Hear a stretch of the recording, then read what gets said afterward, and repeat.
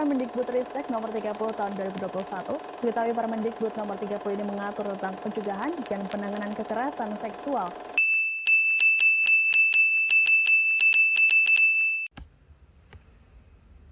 Assalamualaikum warahmatullahi wabarakatuh.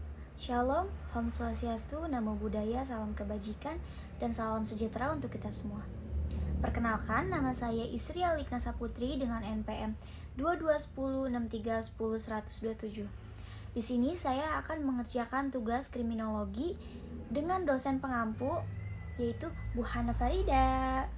Di sini saya akan mengerjakan tugas yang diberikan oleh Bu Hana mengenai kriminologi.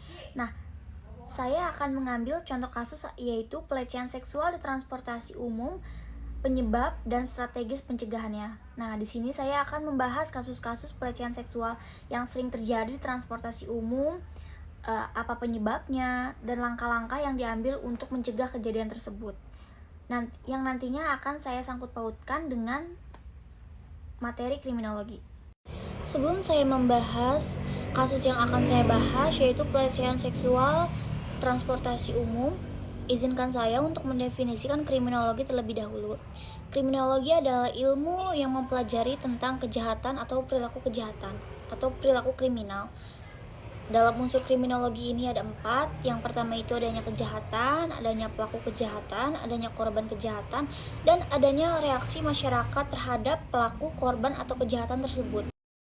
Jadi ada beberapa faktor yang menyebabkan terjadinya pelecehan seksual di transportasi umum, yaitu adanya kepadatan. Jadi si pelaku itu mencari kesempatan dalam kesempitan untuk melakukan pelecehan tersebut. Terus ada juga kurangnya pengawasan. Terus yang ketiga itu norma sosial yang longgar. Nah, di sini saya akan memberikan satu atau beberapa video pelecehan seksual yang terjadi di transportasi umum.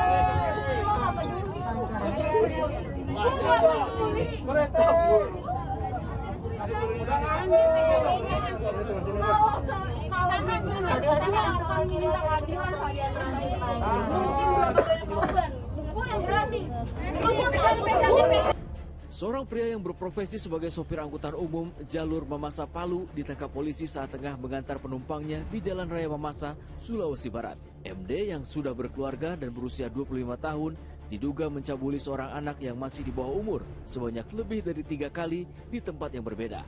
Korban diduga dicabuli sejak masih duduk di bangku SMP, hingga sekarang duduk di bangku kelas 1 SMK.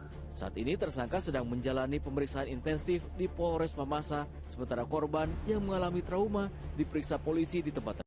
Nah, video tadi barusan itu adalah beberapa kasus yang sering kali terjadi di Indonesia atau di lingkungan sekitar kita, yang mungkin sering kita lihat secara langsung. Apalagi kan kalau di KRL tuh emang kadang suka terjadi dan benar-benar bisa ngelihat secara langsung. Adapun beberapa reaksi masyarakat terhadap pelecehan seksual di transportasi umum. Ada masyarakat yang mendukung si korban, adapun yang ia melihat tetapi dia acuh. Ada yang menyaksikan langsung tapi ia tidak menegurnya. Ada reaksi masyarakat ketika ia melihat terjadian pelecehan seksual, ia membantu korban untuk menolongnya. Ada juga yang menegurnya secara langsung terhadap si pelaku. Nah, dalam pelecehan seksual di transportasi umum ini, menurut saya memenuhi 4 unsur kriminologi. Yang pertama itu kejahatan. Kejahatan yang dilakukan adalah pelecehan seksual. Yang kedua itu adanya pelaku. pelaku pelecehan dan korban, dan bagaimana reaksi masyarakat terhadap pelecehan tersebut. Pelecehan seksual di transportasi umum itu bisa dikenakan Undang-Undang Nomor 12 Tahun 2022 yang membahas mengenai pelecehan seksual.